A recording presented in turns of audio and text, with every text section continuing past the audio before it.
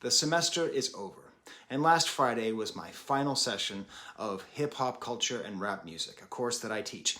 And on that day, I asked for general feedback. What did I do right? What did I do wrong? And there was one observation that someone made that got the most amount of approval in the classroom. A student in the back left raised her hand and said, "Professor Skye, why haven't we talked about drill? Drill is so important, and yet we've completely ignored it in this class." Now listen, my standard answer is we just don't have time, okay? I tried to go into the history of rap music in Nolans and Houston and internet rap, many different classes on female rappers throughout the years, and I'm trying to cover everything, and not just stick to the classics, but really go right up to the moment. We had a whole class on the rap beef, everything, and so I just sort of said we didn't have time. But realistically, I gotta be honest, I don't think that's really why. I think it's that I, personally, have a hard time thinking about and talking about drill music. There's something about it that sits wrong with me. And I've now come to realize it has nothing to do with art, it has to do with death. Unfortunately, my first exposure to Chicago drill music was through YouTubers like Traplo Ross and other insalubrious content creators who sensationalized the reality behind the violence, which made it feel to me, even more than any other kind of genre of music I've ever listened to, it just felt like it was a celebration of death, and in particular, a celebration of Black death. So it just felt, I don't know, unethical, and I was wrong, right? Because there's art and there's life, and I was focused too much on the death that is represented by the music. But it felt unethical, and I know Chomsky, all consumption is unethical under capitalism, but still, there's degrees, there's levels to this. And my problem was, I had a really hard time differentiating between this music that talked about smoking ops and then knowing that the op that was talked about was actually smoked. I can't help but humanize ops. I can't help to think that op has a favorite breakfast cereal. That op had a favorite teacher in elementary school. That op has a favorite color, okay? That op has a name and a family. And then I realized, hey, wait a minute. This is what I should have said last Friday. We did actually talk about drill music in this class. I had them watch FD Signifier's early but very good video about the death of King Von and about the phenomena of rappers dying too much. I played them an entire lecture that FD Signifier did for my class last year about the same theme. I had them listen to the song On Phonem by Lupe Fiasco, which is entirely about rappers dying too much. I did have them study and think about drill musicians, except what did I do? I had them learn about the death and not about the art. God damn it. I reverse Lord Ross myself. I was too busy talking about how it's bad to talk about this that I forgot to actually talk about what was good. And if there's any theme to this channel, it is about artistry over death. I am obsessed with artistry and human creation. So let's take this opportunity to really study the artistry of the definitive drill rapper, Chief Keef. Thank you for auditing the Always Positive New Music Review Show, hosted by a French professor who has now listened to, for the first time in his life, a Chief Keef album. Now, maybe you're watching and you're one of my new viewers and you think, this fool doesn't know anything about rap music. Listen, I'm a professor of French, okay? So I'm learning about a lot of rap music that happened between 2005 and 2018 when I started this channel. This is one of my blind spots. I've been aware of Chief Keef. Of course, I've heard his music. My son really likes him. My son has told me for years, Dad, you really got to talk about Chief Keef. He's really important. Last time he said that to me, it was about RXK Nephew. My son knows what he's talking about. But still, so I knew, he played me, I don't like it, or don't like that, or I get it all mixed up with like that now, but I don't like it. And I heard the Kanye remix of that, and I realized, man, this guy's been around forever. He was on the I Can't Handle My Liquor by Kanye, on Yeezus, my favorite Kanye album. Probably my favorite album of the 21st century, realistically, is Yeezus. So I certainly know Chief Keef in that way. He's been around forever. He must be like 40 years old. He's 28. We're going to come back to that. So what have I done in the past couple days? I have actually, listen, I made a class. I made a class on the history of drill. Now I need to finish up the PowerPoints, but I have it all set. I have the videos I'm going to have them watch. I found a couple articles that might work, because next time I teach the class, next spring, we're going to have a class on drill. So I learned about the sounds of drill, how it's probably primarily influenced by Lex Luger from Atlanta and then imported into Chicago and adapted by Young Chop. How the term itself, drill, came from someone named Pac-Man, about how it's all about these ominous sounds, sparse pianos, hi-hat rolls. I learned something really interesting, which is the saturated and distorted sounds of the 808, the boom, that serves as both the bass drum and the bass sound of drill music, exists that way because this music didn't come up in speakers in cars. It came up in speakers in phones and speakers on computers. And if you've ever seen that scene from I Love You Man, the only funny scene, I Love You Man, where Paul Rudd is trying to get you to rock out listening to Rush on his computer speakers and it doesn't work. How do you get music to make sound on computer speakers? It's hard. So these innovators responded to the technology and made that sound. Okay, and also apparently the snare is always on the 3. I love that kind of stuff because it's important. 1, 2, 3, 4, 1, 2, 3, 4, okay? The sound is always like it's falling apart. And then I learned about how I went to the UK and became UK grime. And listen, help me out, viewers. The slide, the 808 slide, the wee sound, that's called the 808 slide. Where did it come from? Did that come from UK? Did that come from New York? Did that come? Who invented the 808 slide? I cannot find it. I've looked it up on Reddit. I've looked it up on YouTube. I've done literally all the research in the world. I spent 10 minutes on it. So please help me. Who invented this? And then it came back to New York. All of a sudden, you know, the UK version has like kind of dropouts. It's a little bit faster. And the snare is now on the 4 in England. Then it comes back to New York and it's a little bit lighter. It's more influenced by Swizz Beatz. And that's the nice thing is, you know, as an old head, a guy who grew up in the 90s, so much rap music is in... I remember not liking Swizz Beatz the first time I heard him because I thought his beats were too sparse and too raw and too rough and not interesting enough. And then I came to realize that's what made them great. Little did I know that would come to really be the definitive feeling that we were trying to go for in so much music. So that's my little introduction to drill. And then my introduction to Chief Keef. He dropped out of high school as a freshman. That's really sad because he's very clearly like wicked smart. And I can say that. I'm an academic and I'm from Boston. He's wicked smart. He is from the O Block, which is part of the issue that I have, part of the reason why I've avoided him, because listen, I think everyone goes through the phase where they watch the Trapler Ross videos or other similar videos where they kind of get into the true crime stuff of it. And I don't think there's any, I mean, I think there's shame there is some shame in it, but it's a natural thing. So I watched a bunch of those, you know, a bunch of those things. And once I started realizing, like, I was like, oh, FBG Duck is affiliated with, like, Jesus Christ, man, just get back to music. Anyway, so he's from O Block. Side note, if you haven't seen the new Candyman movie from a couple years ago, it is one of the greatest movies of this decade. It is very scary, very politically important. It ties in very nicely with the previous Candyman movie, which is also great. We need more movies like Candyman and the new Candyman. Okay. Apparently, Chief Keef popularized the term glow up. Strike one. I don't like that term. He apparently popularized the term thought. Strike two. I don't like that term either. But still, it's interesting that he forms language. And in a lot of ways, it's funny because the term phoneme he helped to popularize, I learned about that through the Lupe Fiasco song. And the question is, you know, maybe, and I might come back to this or I might forget it. I have a lot of strands going in old Duder's head. Is he like the anti-Lupe? You know, they're both from Chicago, but is he like the exact opposite of Lupe? Or maybe, at least with this album, he might not be that different from Lupe after all. We'll keep studying it. I watched this fascinating video by Noisy where Chief Keef spoke to a therapist for like 10 minutes. I was taken aback by his stillness and his sort of clarity of himself. He did a lot less sort of the posturing that you're used to seeing. And it's wild because the other images I have of him are the music videos and the guns and the money stacks and all that stuff. And then, so all this kind of stuff. And as I'm studying more and more, watching more and more videos, trying to find articles, I'm learning about all those different styles. Like he had a lean phase where he started mumbling and became like a mumble rapper. And that's must have been in the Hold My Liquor thing. Because when I think of Chief Keef, I don't think of, you know, the Bang Bang guy. I think of, well, can't hold my liquor, my liquor can't hold me, you know, off of Hold My Liquor.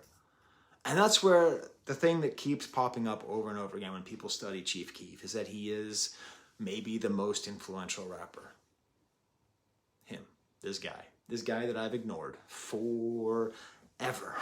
And it makes sense because he's capable, and based on, I listened to, I don't know, probably 50 old Chief Keef songs.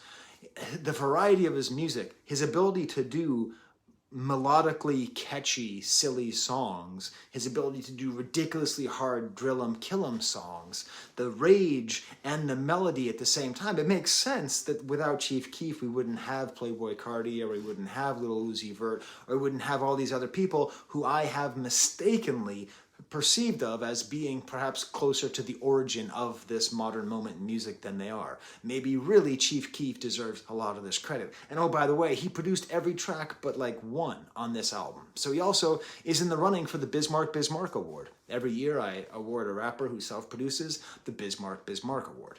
Now, what about this album? It's barely drill. I mean, I sort of understand what drill is, and a lot of this album doesn't seem to be it. I brought this puppy out here, which I usually reserve for, your Woods projects, your sort of more intellectual, highfalutin things. It's the avant-garde-ometer for rap beats. I have to say, this album is not stock. It does a lot of very interesting things. It does a lot of interesting things with drums, with taking drums out. It does a lot of interesting things with layers and cacophony. Just so many layers and so many sounds and so many times, just so much movement. There'll be songs that start one place and end somewhere else. I thought he was supposed to be a dumbass who was into shooting ops and smoking ops and op shootings and thought smots. I didn't understand that he was like this really well-developed producer. And not only that, the themes of this album aren't really about smoking ops. Now, I guess he lives in LA now. I guess he's ducking charges, or I don't know, it's too tough living in Chicago. I wouldn't want to live in a place where a lot of people that I know and cared about have died. Is that not a human thing? And this is where I think the age matters. I just happened to randomly be listening to Stromae, a great Belgian rapper, pop singer, multi-hyphenate player. And he had this whole song called Invaincu. Tant qu'on est vivant, on est invaincu. As long as we are living, we are undefeated. And that's where I think we can see Chief Keef as the realization of Lupe Fiasco's dream. On the song on Phonem, the first verse, I'm going to recite the entire first verse for you, okay? Are you ready? Okay, so I have to remember. Rappers die too much. That's it. That's the verse. That's the entire thing. Chief Keef is 28 years old. He's older than Janis Joplin and Jimi Hendrix, Kurt Cobain. He is close to 30. And this album is partly about that. Like, what does it mean that he's alive? He can grow. He can learn to stop buying cars. We are actually seeing what happens when a genre that is largely seen as being a genre of death in general, Black Death in particular, when you are able to outgrow that genre musically on this album and thematically and just existentially, he is able to outgrow the menace of being a drill singer who is constantly in threat of dying and calling out ops and being called upon and people pulling up like a FedEx truck, etc. Like, his life is a sign that he has triumphed over this monster that he describes. Notice how I said didn't create. Let's just remember that drill music, much like trap music, much like gangster rap music, does not create any crime at all. Inequality, systematic racism, especially income inequality and systematic racism, especially in terms of housing and poverty concentration, is what creates all these genres. Okay? So don't you ever blame this music for these problems. These are describing problems, okay? It would be like going to a doctor and the doctor says, hey, you got stage 4 cancer. And you go, why'd you give me cancer? All right? Don't say that to your doctor. Don't you dare blame Chief Keef for all this death, okay? But we have an example of someone who is making it out. and someone who is growing, who is 28. Part of the reason that's so sad, please watch FD Signifier's video about the death of King Von. It's a really well-made video. It's great. It's before he had his sort of viral moment, before he became the person that he is now, but it's a great video. Like, let's just remember, Chief Keef is 28. And, okay, I had to write this down. Up until you're 26 years old, your prefrontal cortex is still getting myelinated. Sorry, my wife is a neuroscientist, so I asked her some questions, and then finally she just said, I can't spell all these words for you, Skye. Basically this: impulse control, personality, basically all cognitive and higher functions, higher brain functions. All those things that are found in humans are not fully formed until you're 26 years old. So are we really surprised that if we have a place with a high concentration of poverty, very little restrictions on guns, and then YouTube and music and all this stuff allowing us to have a view into this world, is it not shocking that so many people are taken before their frontal lobe, their frontal cortex is even formed? It makes sense. So there's a chance that maybe you don't like this new Chief Keef album. You know, maybe you're into the earlier stuff, which makes sense. And stuff made by people before their prefrontal cortex is has fully myelinated. She's described like myelinial sheaths and stuff. Did you know there's like electronic stuff happening in your brain? Did you know you can touch a thought? Not a thought in the Chief Keef way, not a that hoe over there. Like a think. Like when you think something, there's an electrical thing that if you had a finger inside your brain, if you were all like the second Hannibal Lecter movie, actually technically the third, you could actually touch that thought. Anyways, it makes sense that perhaps this album is too mature for people. It's introspective, it's funny, it's smart, it's a lot more Mr. Morale than you might think. It's a lot about generational trauma and about dealing with and processing trauma. Hot damn, let's talk about the artistry of Chief Keef, because this is a very artistically interesting rap album. If you like what you see so far, if you are going to like what you're about to see more of, you can put in the comments AVAA. That stands for awesome video as always. I will always give that a heart, because I read all my comments. Unless this goes viral again, I might miss it, but I don't think I'm going viral again for a long time. Drake. Okay, phew, got the algorithm. Smash the like bucket, subscribe, and let me give you an example song, okay? Listen, just take one song, Runner, okay? Click above the Frank Stella, okay? An unexpected soul sample about a street runner, song by Nancy Wilson. Now this has been sampled by Wale and Raekwon, but it's this amazing song about like a street runner, somebody who does petty crimes on the streets, serving higher up criminals in the ghetto. Which is immediately interesting to me because the main thing I know about Chief Keef is that he calls himself Sosa, who if you haven't ever seen, first of all, if you haven't seen Scarface, you literally do not understand rap music. Like that is like one of the most, I need to make my students watch that movie. I do. I'm just realizing that now.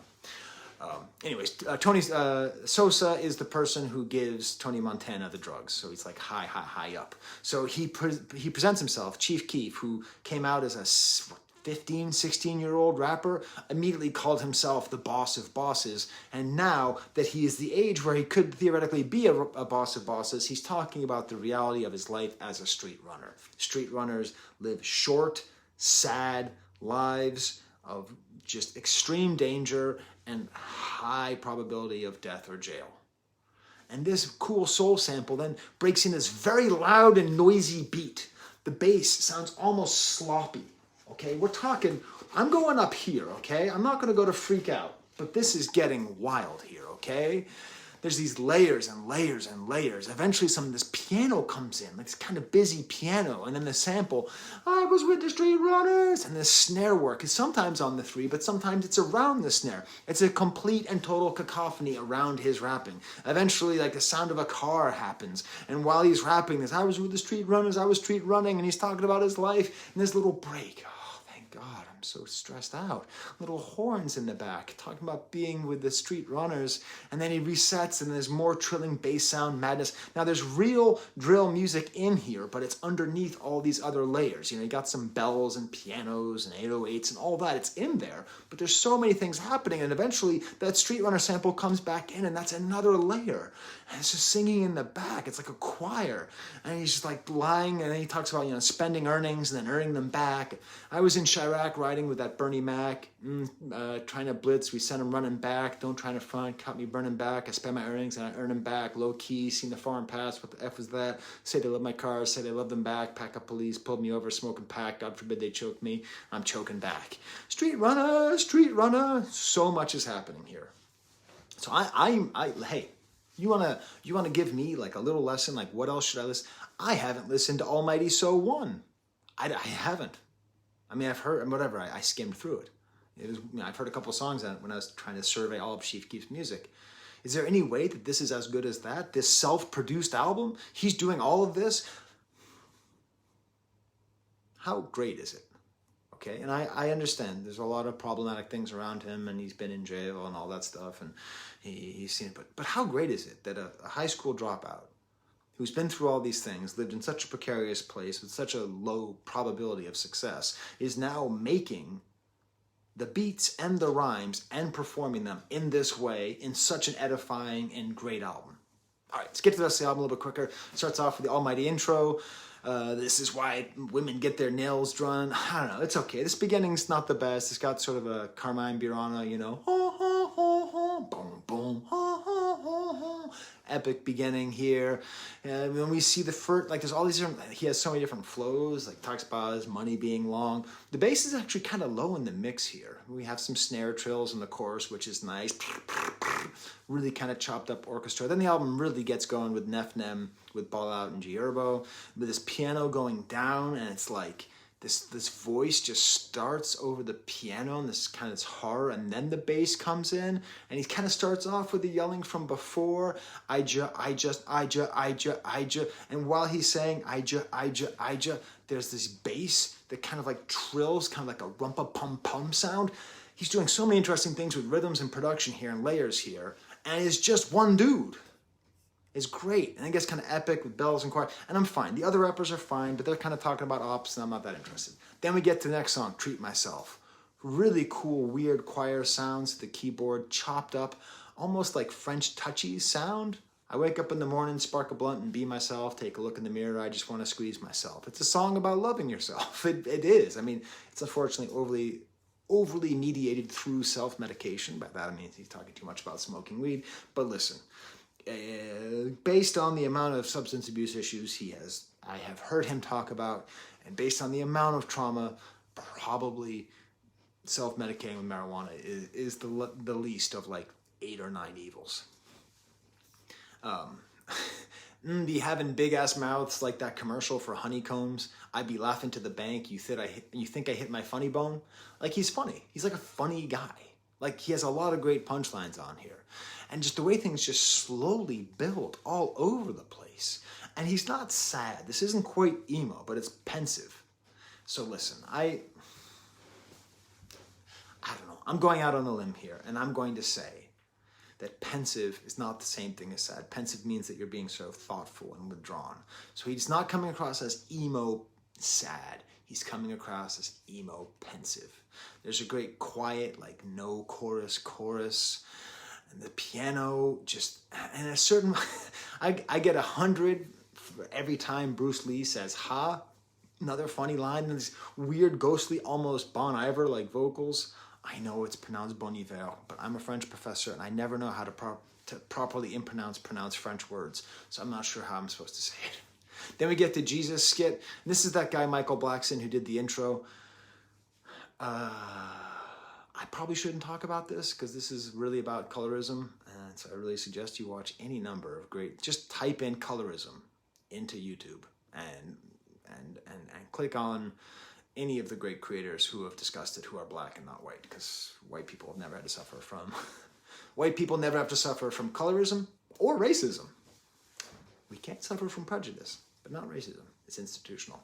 Anyways, it's this whole idea of like it's this whole kind of like weird joke of like, there's going to be reparations, but you get more money if you're darker, which like, when we understand like the reason that most people are lighter skinned is because there was probably more RAPE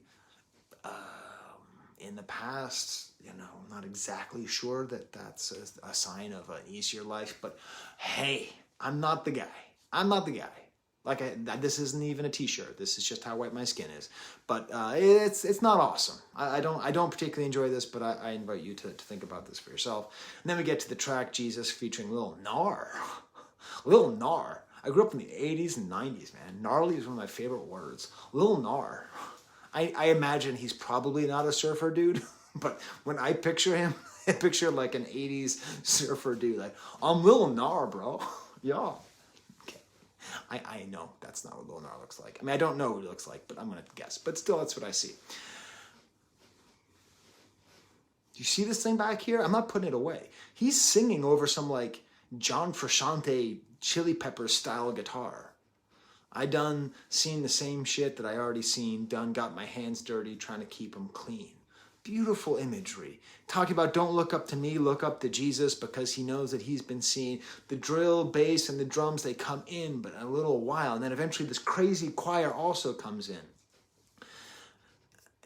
It's just, there's this yelling bit too, but it's kind of like a restrained bit. And then Lil Nar comes in, and he's got this really, he's great, by the way, like really awesome. Like, I don't know Lil Nar at all, except that he totally shreds Laguna Beach.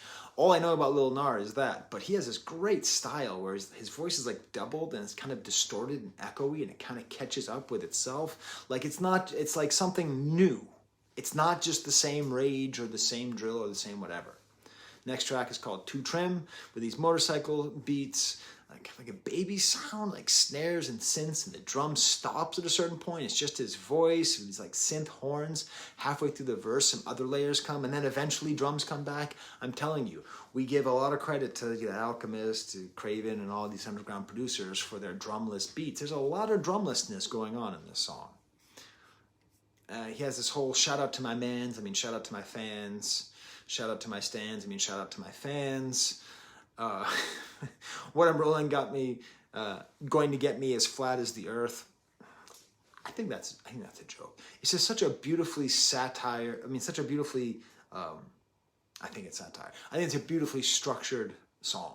A very well constructed song with a lot of that movement. Again, the example I always give is like episodes 1, 2, and 3 of Star Wars start on one planet and then they end on a totally different planet. And then when you try to trace all the planets that they went to and the different environments they go to, like, you're sort of like, man, we went all over the place. He has a lot of those prequel movements where you start somewhere and then at the end there's like this crazy ass piano thing happening. Like, I think there was a drill song in there somewhere. Speaking of nerds, Hogwarts, I got one up in the chamber. This dude knows Harry Potter well enough to know that the second book is called Chamber of Secrets. It's cool, right? That's what I'm saying, Every op's got a favorite Harry Potter movie. And the little piano that's been playing all the way throughout makes itself known. Then we get the stamp Runner, and then Banded Up featuring Tierra Whack. It's great. It's a little bit less exotic beat, but it's still, we're not over on whoa what. But, we're definitely in weird but chill here. This descending bass line that creates this resolution with this nice, sad minor melody behind. Repetition to the point of absurdity. I'm out here banded up. I just put the song Bando on my final for that exam. This has that level of absurdity, but then he just starts like scream rapping in desperation. And I swear to God, he says that he can't get it up. That's what I hear. Is that not what he says? And then this is my introduction to Tierra Whack. You just threw something at the screen because what the hell am I doing? How did I not review this person has a whole album and I didn't review it? What was I doing? What were you doing? Why weren't you telling me to review Tierra Whack? I'm very busy these days, but I should get to it because she is awesome, super fast flow. I think she talks about like going as straight as the Louis L, like the Louis Vuitton L, as the Louis L is crooked. So Louis Vuitton has a crooked L, and so she's saying she's straight as that. Anyway, she has a great delivery. Speaking of female rappers I don't know very well who have released albums in the last year, Grape Trees is the next track featuring Sexy Red. Frankly, my esteemed colleague from Connecticut just enjoyed that album so much and made such a big deal out of it.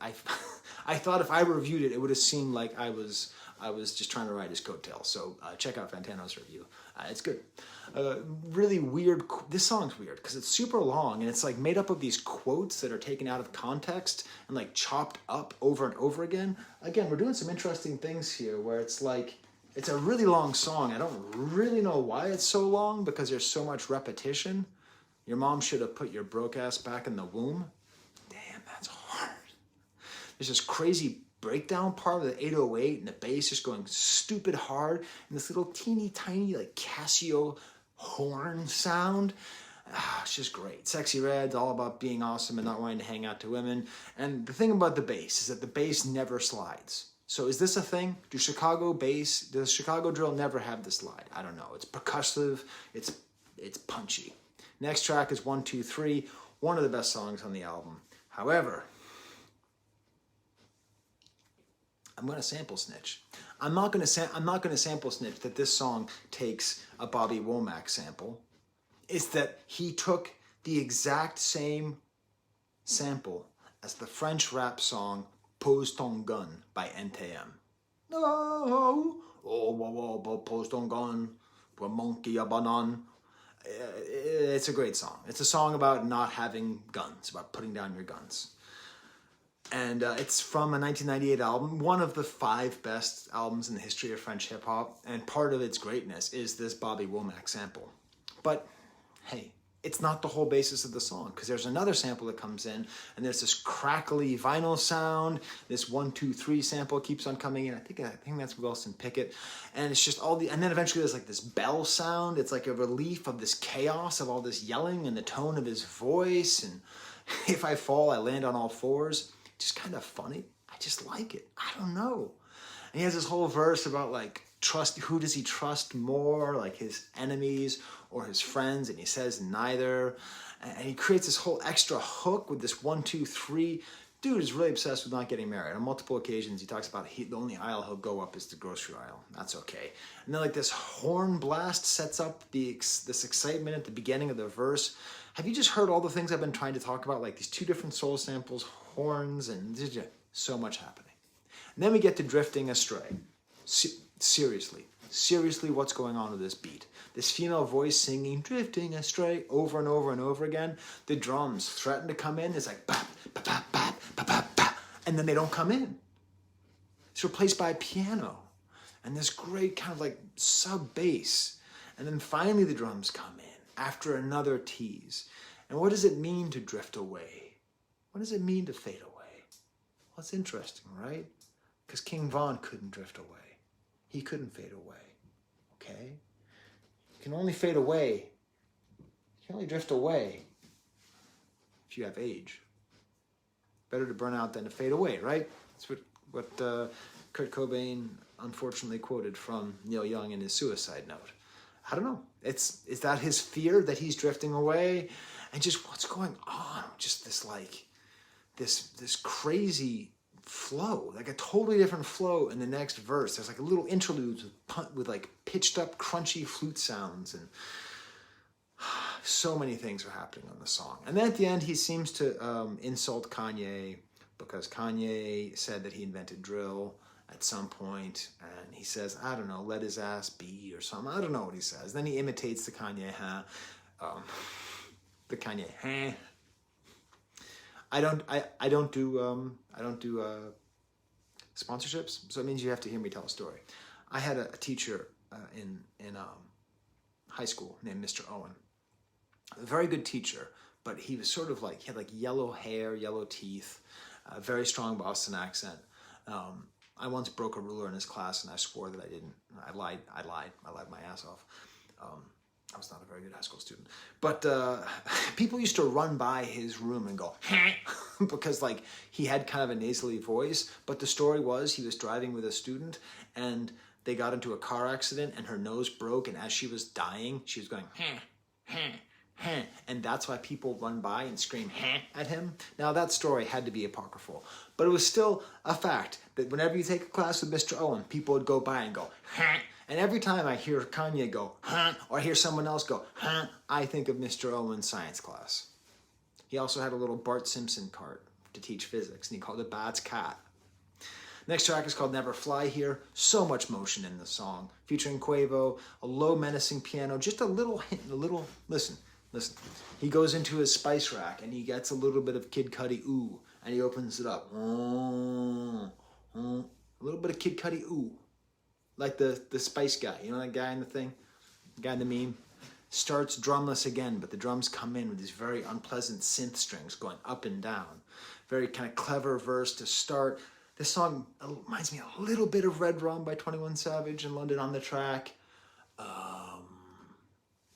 Told the bitch I don't want her pussy. The bitch proceeded to R.A.P.E. me. But like it, that's, you know, he's not telling it for a joke. That's real. It's real. Men can absolutely be R.I.P.'d. And you don't expect that message to come through Chief Keef, but it's good that it's out there. Awesome verse with just this echo, faraway sound. And then Quavo starts off drumless as well. Mentions Messi and Ronaldo. Still waiting for more Mbappe references. And then it ends with like no drums and like these mad minuets on the piano. This crazy piano thing. And then we get to my favorite song on the album, Prince Charming. I'm not even on my favorite song yet. This is maybe the best example of the artistry of Chief Keef. Warbled lullaby piano. These fast motorcycle sounds, and the piano descends for like ever and then loops once. All these ad libs, and he raps over this crazy vocalization, these weird rhythmic choice of where he's rapping, what he's rapping over. Eventually some real drill comes underneath. I've got an op and his name is Toby, but I'm too late in the video, so you might have to hear Toby bark. He starts rapping more angry, pitched up sample that he's like talking to in the chorus. These super hard, simple lyrics. I actually quoted how many times he rhymed the same word at the end of a line. 2, bread, 2, said, 5, bed, and 6, head. Very simple delivery. What's nice is that he has a third verse that's actually kind of complicated and developed. He's able to deliver very simple. What is the artistry of Chief Keef? He is capable of delivering very simple, straightforward, melodic stuff. He's capable of making amazing beats, very simple, straightforward rhymes where you just rhyme the same word over and over and over again, you know, like our Skye nephew can also do. But then he can also be creative, like on the third verse. We was at the corner doing laundry, bank account got stung by a bumblebee. And my car feels like Superman's under me, 2-piece smoked in 1 week, and got not 3. I don't know what that last line means. That's probably something about murder, but still, my bank account got stung by a bumblebee. You know, I went viral last week.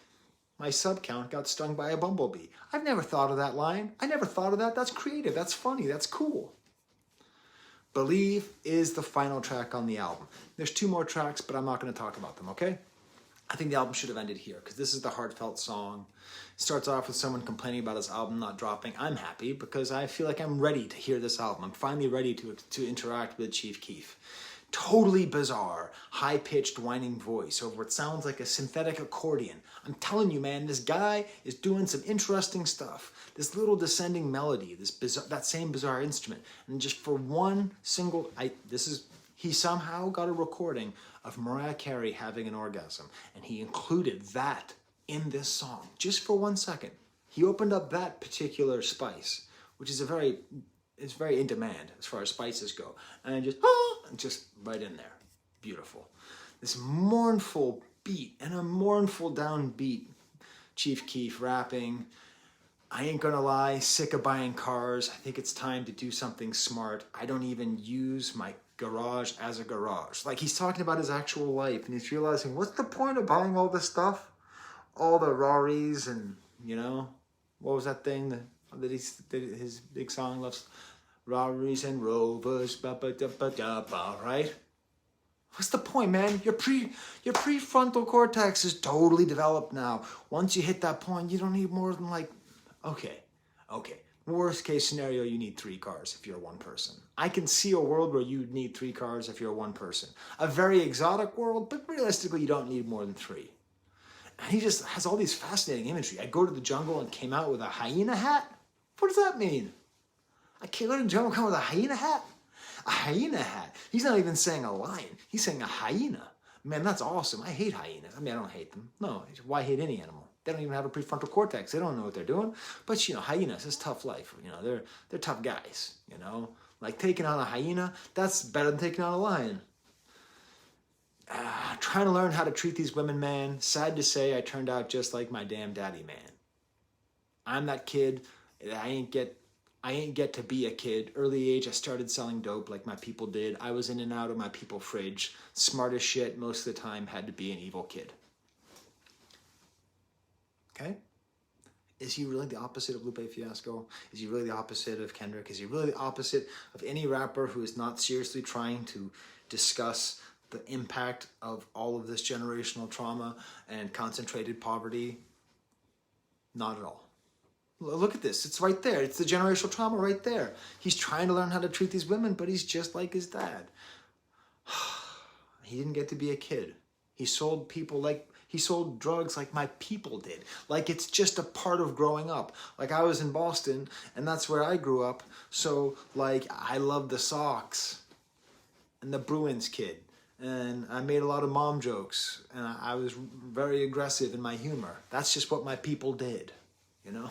Learned how to drive overly aggressively. That's what my people did. His people sold dope. That's the way he's depicting it.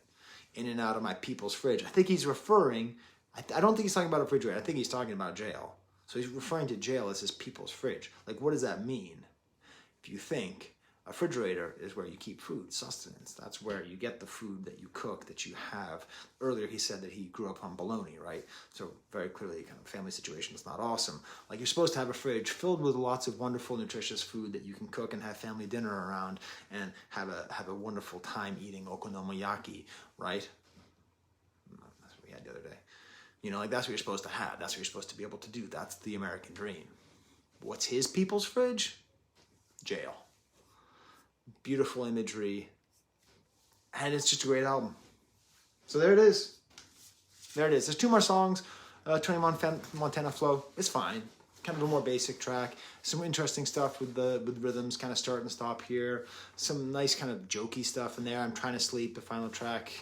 It's fine, but I really want to end on Believe because that has that sort of emotional impact. Amazingly enough, we got the 1 bark from my dog. I had people working on the house. I can't believe I got this quiet. I got a baby downstairs. The baby's not crying. I got to thank everybody in my house. I got to go downstairs and say thank you to everybody in this house for being quiet so I can talk about Chief Keef. These are my Patreons. They give me money so that I can buy music, which I do quite often. I got a bunch of new ones because I paywalled my reaction to DJ Academics. Spoiler, I didn't really go off or anything. His criticisms were not in good faith, but they weren't particularly worthy of smoke, you could say. It's all good. All right, till next time, there's the camera.